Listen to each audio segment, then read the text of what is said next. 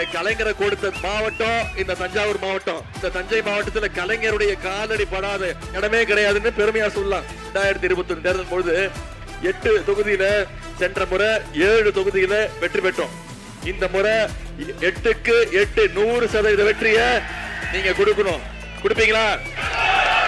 மீண்டும் திராவிட மாடல் 2.0 ஆட்சி அமைஞ்சதுன்னா கலைஞர் மகளிர் உரிமை தொகை 1000 ரூபாய் இல்ல 2000 ரூபாய் உயர்த்தி தருவேன்னு வாக்குறுதி கொடுத்திருக்கிறோம். முதலமைச்சர் காலை உணவு திட்டம் 5ஆம் வகுப்பிலிருந்து 8ஆம் வகுப்பு வரைக்கும் விரிவுபடுத்தப்படும் வாக்குறுதி கொடுத்திருக்கிறோம். அடுத்த 5 ஆண்டுகள்ல 35 லட்சம் கல்லூரி மாணவ மாணவிகளுக்கு லேப்டாப் கொடுக்கப்படும் வாக்குறுதி கொடுத்திருக்கிறோம். கல்வி ஊக்கத்தொகை 1000 ரூபாயிலிருந்து 1500 உயர்த்தி கொடுப்போம்னு வாக்குறுதி கொடுத்திருக்கிறோம். இது எல்லாத்தை விட மிக மிக முக்கியமான திட்டம் ஏற்கனவே தெரிஞ்சிருக்கும். ஆட்சிக்கு வந்தோன்னு நம்முடைய தலைவர் அனைத்து மகளிருக்கும் 8000 ரூபாய் மதிப்புள்ள ஒரு கூப்பன் தலைவர் உங்ககிட்டயே கொடுத்துருவார். Fridge, TV, mixie, AC, grinder எதுவா இருந்தாலும் உங்க வீட்டுக்கு என்ன மின்சார பொருட்கள் வாங்கணுங்கிற முடிவை மகளிரே எடுத்துக்கலாம். இந்த திட்டத்தெல்லாம் நிறைவேற்றணும்னா மீண்டும் நம்முடைய திராவிட மாடல் 2.0 ஆட்சி அமையணும்.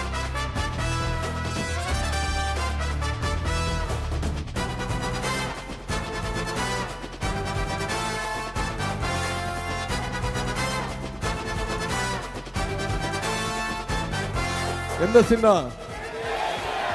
கையை காட்டி சொல்லுங்க. எந்த சின்னம்? உதயசூரியன் சின்னத்துல குறைஞ்சது வாக்குறுதி கொடுத்திருக்கீங்க. 50,000 வாக்கு வித்தியாசத்துல ஜெயிக்க வைக்கணும்.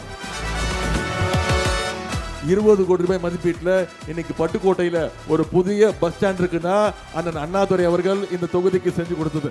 மதுக்கூர் ஒன்றியத்துல கண்ணனாறு பாலம் அமைச்சது உங்களுடைய சட்டமன்ற உறுப்பினர் அண்ணன் அண்ணாதுரை அவர்கள். 200 கோடி ரூபாய் மதிப்பீட்டுல ராஜமடம் ஊராட்சியில சிட்கோ மூலம் கடற்சார் உணவு பதப்படுத்துதல் மற்றும் ஏற்றுமதி பூங்கா அமைச்சது உங்களுடைய சட்டமன்ற உறுப்பினருடைய உழைப்பு. 10 கோடி ரூபாய் மதிப்பீட்டுல பட்டுக்கோட்டை நகர்ல ஒரு புதிய வணிக வளாகம் அமைக்கப்பட்டிருக்கு. 6 கோடி ரூபாய் மதிப்பீட்டுல ஏரி புறக்கரை ஊராட்சியில மீன்பிடி தள தடுப்பு சுவர், ஏலக்கூடம் மற்றும் தூர்வாரும் பணிகள் நடைபெற்றிருக்கிறது. வாட்டாக்குடியில பாட்டுவனாட்சி ஆற்று குறுக்கே பாலம் கட்டுகின்ற பணிகள் நடைபெற்றிருக்குது. நிறைய திட்டங்கள் செஞ்சிருக்கிறோம். ஒரு எக்ஸாம்பிளுக்கு தான் சில திட்டங்களை மட்டும் உங்களுக்கு நினைவுபடுத்தி இருக்கிறேன். மேன்மேலும் பல திட்டங்கள் உங்களுடைய பட்டுக்கோட்டை தொகுதிக்கு வரணும்னா நீங்க உதயசூரியன் சின்னத்துல வாக்களிச்சு அண்ணன் அண்ணாதுரை அவர்களை சட்டமன்றத்திற்கு அனுப்பணும். செய்வீங்களா?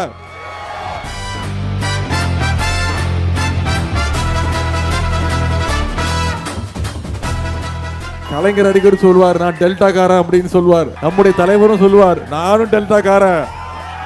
இப்ப நான் சொல்றேன், நானும் டெல்டா காரங்கிற உரிமையோடு உங்களை எல்லாம் சந்திக்க நான் வந்திருக்கிறேன். போன முறை எத்தனாயிரம் வாக்கு வித்தியாசம் ஜெயிச்சீங்க?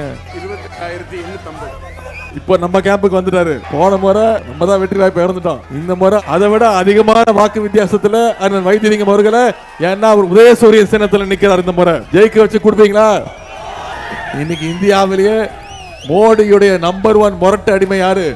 திரு எடப்பாடி பழனிசாமி அவர்கள். அவர் சொல்றாரு, உதயநிதி ரொம்ப தப்பு பேசுறாரு, என்னுடைய அரசியல் அனுபவம் அவருடைய வயசு அப்படின்றார். ஆமா, நிச்சயம் திரு எடப்பாடி பழனிசாமி அவர்கள் இருக்கிற அனுபவம் எனக்கு நிச்சயமா கிடையாது. அவருக்கு என்ன அனுபவம்? அப்படி என்ன அனுபவம் பாத்தீங்களா? இதான் அவர் அனுபவம். தெரியுதா என்னன்னு? கீழே ஒருத்தர் படுத்திருக்காரு, தெரியுதா யாருன்னு? கீழே ஒருத்தர் படுத்திருக்காரு, யாரும் தெரியுதா?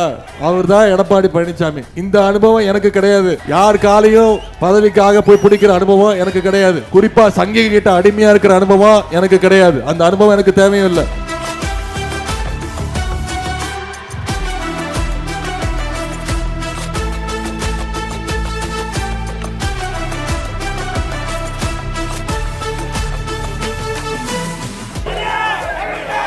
Love you too.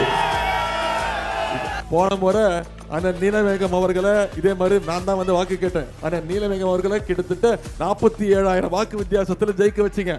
இந்த முறை கொஞ்சம் எக்ஸ்ட்ரா கேட்கிறேன். 1 லட்சமா? குறைஞ்சது 50,000 வாக்கு வித்தியாசத்துல ஜெயிக்க வைக்கணும். சரிங்களா? எதிர்த்து போட்டிடுற பாஜகவா? அப்பனா 1 லட்சம் தான்.